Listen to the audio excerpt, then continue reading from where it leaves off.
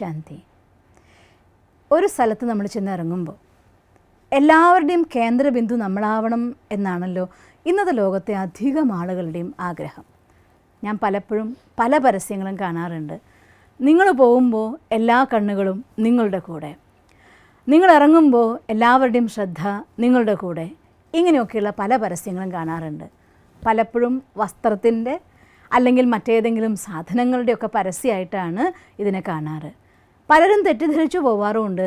നന്നായിട്ട് മേക്കപ്പ് ചെയ്ത് നല്ല സ്റ്റൈലായിട്ട് ഡ്രസ്സ് അണിഞ്ഞ് നല്ല നല്ല സാധനങ്ങളൊക്കെ ആയിട്ട് നമ്മൾ ചെന്നിറങ്ങിയാൽ എല്ലാവരുടെയും ശ്രദ്ധാകേന്ദ്രമായി തീരും എന്ന് പലപ്പോഴും പലരും വിചാരിച്ചു പോവാറുണ്ട്. ഇതൊന്നും വേണ്ടാന്നൊന്നുമല്ല കേട്ടോ ഞാൻ പറയുന്നത്. നന്നായിട്ട് വൃത്തിയായ രീതിയിൽ എല്ലാവർക്കും റെസ്പെക്റ്റ് തോന്നുന്ന രീതിയിലുള്ളതായിട്ടുള്ള വേഷവിധാനങ്ങൾ എപ്പോഴും നല്ലതാണ്. അതേസമയം അത് മാത്രം കൊണ്ട് ഒരാകർഷണമുള്ള വ്യക്തിത്വമാവും എന്ന് നിങ്ങൾ വിചാരിക്കുന്നുണ്ടെങ്കിൽ അത് തെറ്റാണ്. വാസ്തവത്തിൽ ആകർഷണമുള്ള വ്യക്തിത്വമാവാൻ ആദ്യം ആവശ്യം നമ്മുടെ മനസ്സിൽ നിന്ന് പോസിറ്റീവായിട്ടുള്ള ഊർജ്ജത്തിനെ പ്രൊഡ്യൂസ് ചെയ്യാൻ സാധിക്കുക എന്നുള്ളതാണ്. നിങ്ങൾക്കറിയോ, നമ്മുടെ ഉള്ളിൻ്റെ ഉള്ളിൽ അവർ എന്നെക്കുറിച്ച് പറയുന്ന നല്ലതാവണം, ഇവരെന്നെക്കുറിച്ച് പറയുന്ന നല്ലതാവണം, എൻ്റെത് കണ്ടിട്ട് രണ്ടാൾ എന്നോടൊന്ന് അപ്രീഷിയേറ്റ് ചെയ്യണം എന്ന ആഗ്രഹത്തോടു കൂടി നമ്മൾ ചെയ്യുന്ന ഓരോ കാര്യം കഴിയുമ്പോൾ നമുക്ക് സംതൃപ്തിയേക്കാൾ കൂടുതൽ സങ്കടമാണ് ഉണ്ടാവുക. കാരണം പലപ്പോഴും നമ്മൾ വിചാരിച്ച പോലെ മറ്റുള്ളവർ പറഞ്ഞോളണമെന്നില്ല. അപ്പം അതുകൊണ്ട് നിങ്ങൾ പ്രതീക്ഷിക്കുന്ന കാര്യം നടക്കാതിരിക്കുമ്പോൾ അവരെന്തോ ഒന്നും പറയാതെ ഇതൊരു മോശമായി പോയിട്ടുണ്ടാവുമോ, എന്ന് എന്താണാവോ, എൻ്റെ ഈ കമ്മലിനെ കുറിച്ചൊന്നും പറഞ്ഞില്ലല്ലോ, അല്ലെങ്കിൽ എൻ്റെ ഈ ഡ്രസ്സിനെ കുറിച്ചൊന്നും പറഞ്ഞില്ലല്ലോ, ഞാൻ ഇങ്ങനെയൊക്കെ ചെയ്തിട്ടും അവരെന്താ പറയാതിരുന്നത്, ഇങ്ങനെ മറ്റുള്ളവരിൽ നമ്മൾ നമ്മുടെ വ്യക്തിത്വത്തിനെ മറ്റുള്ളവർ പറയുന്നതിൻ്റെ ആധാരത്തിൽ ചിന്തിക്കുമ്പോഴാണ്, ഇങ്ങനെ മറ്റുള്ളവരുടെ ശ്രദ്ധ കിട്ടുമ്പോഴാണ് വലിയവരാകുന്നത് എന്ന് തോന്നുന്നതും അതിനു വേണ്ടിയുള്ള പരിശ്രമം ചെയ്യുന്നതും. എന്നാൽ യഥാർത്ഥമായിട്ടുള്ള ആകർഷണം നിങ്ങളുടെ ഉള്ളിൽ നിന്നുള്ളതായിരിക്കുന്ന ഊർജ്ജത്തിൽ നിന്നാണ് ഉണ്ടാകുന്നത്. മനസ്സിൽ പോസിറ്റീവ് തോട്ട്സാണ് ഉള്ളതെങ്കിൽ, നല്ല ചിന്തകളും ഭയമില്ലാത്ത മനസ്സുമാണെങ്കിൽ നിങ്ങളുടെ ഉള്ളിൽ നിന്നൊരു ഊർജ്ജം പ്രസരിക്കാനുണ്ട്. ചില ആളുകൾ ബിസിനസ് രംഗത്ത് പലരും പറയുന്നത് കേൾക്കാം. ചില ആളുകൾ ചെന്ന് കോളിംഗ് ബെൽ അടിച്ചാൽ ആളുകൾ വാതിൽ തുറന്നിട്ട് ഇരിക്കൂ എന്ന് പറയും. ചില ആളുകൾ ചെന്നിട്ട് കോളിംഗ് ബെൽ അടിക്കുമ്പോൾ ഇവിടെ കുറച്ച് തിരക്കിലാണെന്ന് പറഞ്ഞ് വാതിൽ അടയ്ക്കാറുമുണ്ട്. രണ്ടും എന്തിൻ്റെ ആധാരത്തിലുണ്ടാവണമെന്ന് അറിയുമോ? നിങ്ങളുടെ ബാഹ്യമായ വ്യക്തിത്വത്തിൻ്റെ ആധാരത്തിൽ മാത്രമല്ല, ഒപ്പം നമ്മുടെ ഉള്ളിൽ നിന്നതായിട്ടുള്ള കോൺഫിഡൻസ്, നമ്മുടെ ഉള്ളിൽ നിന്നതായിട്ടുള്ള ഊർജ്ജം, ആ പോസിറ്റീവ് എനർജി, അതിൻ്റെ എത്രത്തോളം പുറത്തേക്കുള്ള പ്രകമ്പനമുണ്ടോ, വൈബ്രേഷൻ ഉണ്ടോ, അതാണ് നിങ്ങളുടെ യഥാർത്ഥമായിരിക്കുന്ന ആകർഷണ ബിന്ദു. പക്ഷേ കോൺഫിഡൻസ് എന്തിൻ്റെ ആധാരത്തിലാണ് ഉണ്ടാവുക? എൻ്റെ ഉള്ളിലുള്ള സത്യതയുടെ ആധാരത്തിൽ. എത്ര ഞാൻ പറയുന്ന കാര്യത്തിൽ സത്യമുണ്ടോ, എൻ്റെ വാക്കുകളിൽ സത്യമുണ്ടോ, എൻ്റെ കർമ്മത്തിൽ സത്യമുണ്ടോ, അത്രയും പവർഫുള്ളായിരിക്കുന്ന ഒരു എനർജി ഒരു മനുഷ്യൻ്റെ മനസ്സിൽ നിന്ന് പുറത്തേക്ക് പ്രകടിപ്പിക്കപ്പെടും. അതുകൊണ്ടൊന്ന് ആലോചിച്ച് നോക്കിയേ, അർദ്ധനഗ്നനായ ഫക്കീർ, കുറച്ച് വസ്ത്രം, ഒരു വടി, ഒരു കണ്ണട, ഞാൻ പറയുമ്പോഴേ നിങ്ങൾ ഓർത്തുണ്ടാവും ഗാന്ധിജി. അദ്ദേഹത്തിൻ്റെ ബാഹ്യമായ വ്യക്തിത്വത്തിൻ്റെ മുന്നിലായിരുന്നില്ല ഈ ലോകം കീഴടങ്ങിയത്.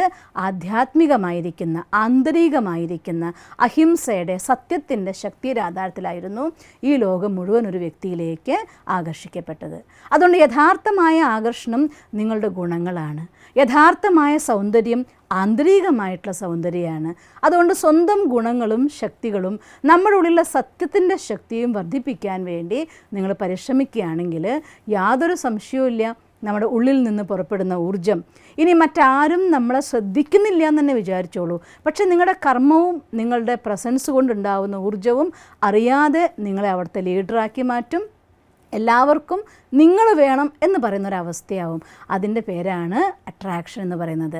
അതുകൊണ്ട് ഫിസിക്കലായിരിക്കുന്ന നല്ല രീതിയിൽ നിങ്ങൾ വസ്ത്രധാരണം അണിയണ്ടെന്നോ അല്ലെങ്കിൽ വേണ്ട രീതിയിൽ വേണ്ടെന്നല്ല പറയുന്നത്. പക്ഷെ ഒപ്പം ഈ ബാഹ്യമായ വ്യക്തിത്വമാണ് എൻ്റെ ആകർഷണ ബിന്ദു എന്ന തെറ്റിദ്ധാരണയിൽ അതിന് പിന്നാലെ ഒരുപാട് പൈസയും ഒരുപാട് സമയവും കൊടുത്ത് അവസാനം അപ്രീസിയേഷൻ കിട്ടാതെ ആവുമ്പോൾ നിരാശയിലേക്ക് പോകാതെ ഒപ്പം നമ്മുടെ ആന്തരികമായിരിക്കുന്ന ഗുണങ്ങളെ, ശക്തികളെ, പോസിറ്റീവ് തിങ്കിങ്ങിനെ, നമ്മുടെ ചിന്താധാരയിലെ ഉന്നതിയെ കൊണ്ടുവരാൻ വേണ്ടി ശ്രമിക്കുകയാണെങ്കിൽ യാതൊരു സംശയവുമില്ല, നിങ്ങളൊരു സ്ഥലത്ത് ചെല്ലുമ്പോൾ നിങ്ങൾ അവിടുത്തെ ആധാരബിന്ദുവായിട്ട് മാറും, അല്ലെങ്കിൽ എല്ലാവർക്കും ഇവരെ വേണം എന്ന് പറയുന്ന ആളായിട്ട് മാറും.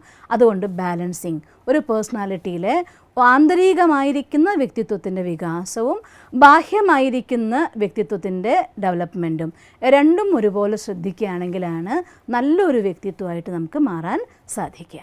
ഓം ശാന്തി. നിങ്ങൾക്ക് ഈ വീഡിയോ ഇഷ്ടമായെങ്കിൽ ഈ ചാനൽ സബ്സ്ക്രൈബ് ചെയ്യുന്നതിനായി നിങ്ങളുടെ മൊബൈൽ സ്ക്രീനിൽ യൂട്യൂബ് എന്ന ആപ്ലിക്കേഷൻ തുറന്ന് അതിൻ്റെ മുകളിൽ സെർച്ച് ബാറിൽ BK ഷീബ എന്ന് ടൈപ്പ് ചെയ്യുക.